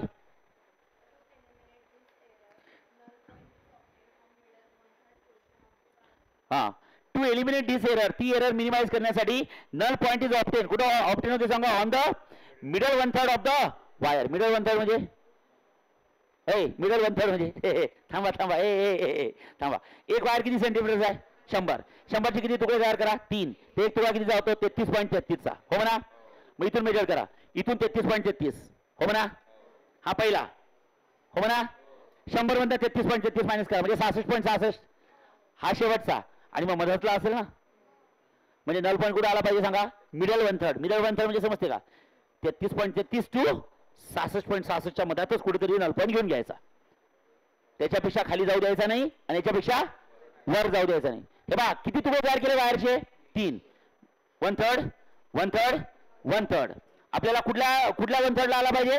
मिडल 1/3. मिडल 1/3 म्हणजे मधातला ना, ज्याची सुरुवात कुठे होईल? 33.3 आणि ज्याचा एंड कुठे होईल? 66. बस तिथं कुठेतरी घेऊन घ्या नल पॉईंट. बस. जर का या झिरो कोइन्सिडेंट मुळे जर का एरर झाली तर त्याच्यापेक्षा 33.3 पेक्षा कमी होऊ द्यायचा नाही आणि 66 पेक्षा जास्त होऊ द्यायचा नाही. मिडल 1/3ला नल पॉईंट घ्यायचा एवढं लक्षात ठेवा. तसंच आयडियली कुठे आला पाहिजे?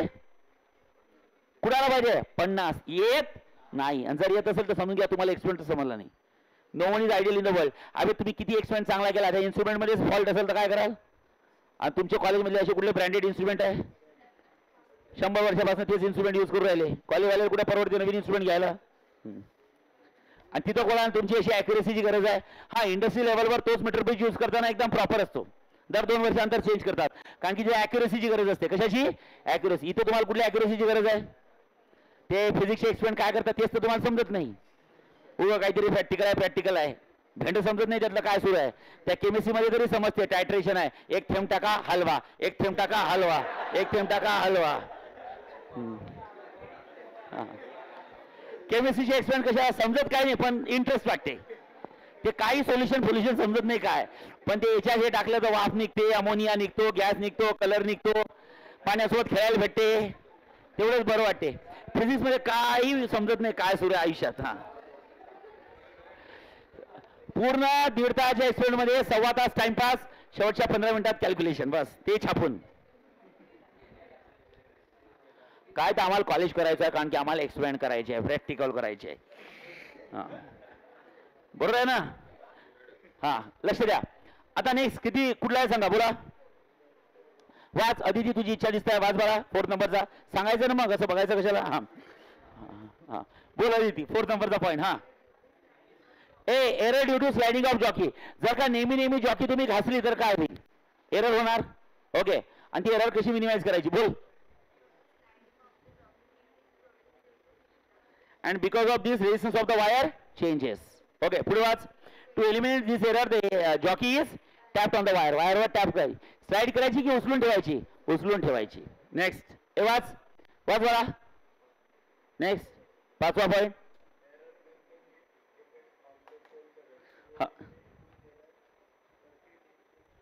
After every reading. जसं फॉर एक्झाम्पल एका बॅचमध्ये किती लोक असतात रे? तसं नसते, पण त्यातही 5-5 लोकांचा स्लॉट असेल ना. मग 5 लोक एक्सपेरिमेंट करतात. तेव्हा समजा आदित्यने एक्सपेरिमेंट केला, नंतर यांनी करायचं आहे, त्यांनी करायचं आहे, तर प्रत्येक वेळेस काय करायचं? याचा एक्सपेरिमेंट झाल्यावर सर्किट काय करायचं? बंद. ओके, कंटिन्युअस ठेवायचं नाही, नाही तर त्याच्या तिथपर्यंत जायपर्यंत त्या वायरमधनं खूप जास्त करंट होऊन तो वायर गरम सुद्धा होऊ शकतो. त्यामुळे प्रत्येक वेळेस बंद करायचं, थांबायचं 2 मिनिट, 5 मिनिट, नंतर पुन्हा सुरू करायचं. ओके, नाही तर एरर मिनिमाइज करू शकतो. नेक्स्ट माझा काय असतं? बोला 6 नंबर. हा, error due to the resistance offered by the copper strips and connecting wires. वाचा. This error is neglected as the resistance offered is negligible as compared to the resistance of the wire. He error तशी neglect केली जातात कारण की copper strips असणारच आहे. Copper strip मुळे झालेला एरर तुम्ही मिनिमाइज करू शकत नाही, तर त्या एररला इग्नोर करायचं म्हणते, निग्लेक्ट करायचं. समजलंय? Is that clear? येस. तर हे सगळ्या गोष्टी तुम्हाला रट्टा मारण्याच्या आहे. कशाच्या आहे? रट्टा मारण्याच्या. तर आज आपण काय शिकलो सांगा? विस्टोन्स ब्रिज की Wheatstone's metre bridge? Wheatstone's metre bridge. बरोबर आहे. हे 2 मिनिटं थांबा. अजून कोणाकोणाचे रिझल्ट आले असतील मी सांगतो तुम्हाला.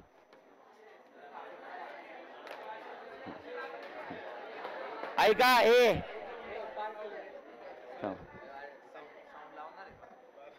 काय सेलिब्रेशन करायचं का? पण थांबा ना. आज पीसीएमचे माझं टार्गेट आहे कमीत कमी 20, म्हणजे 20 लोक तर आलेच आहे 90च्या वर. अजून उद्या पीसीबीचे लागतील.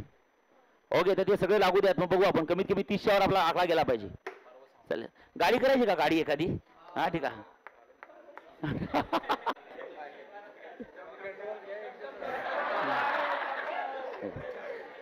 आपली लायकी ना दुसऱ्यांचं असं नाही करायचं. त्यांना मार्क आले ना बाळांनो, मग असं कशाला बोलायचं? आपल्याला गॅरंटी आपल्याला येणार नाही. दुसऱ्यांबद्दल असं नाही बोलायचं. ज्यांना मार्क येतात ना असं नाही बोलायचं. ओके, नॉट अ जोक ना. चांगले मार्क आले आहेत ना, काय वाईट आहे का? मग असं कुठेही काही मजाक नाही करायची ना. तुम्ही करा मेहनत, तुमची येईल मार्क, तुमचे येणार 100% येणार. पहिल्यापासून मेहनत करा.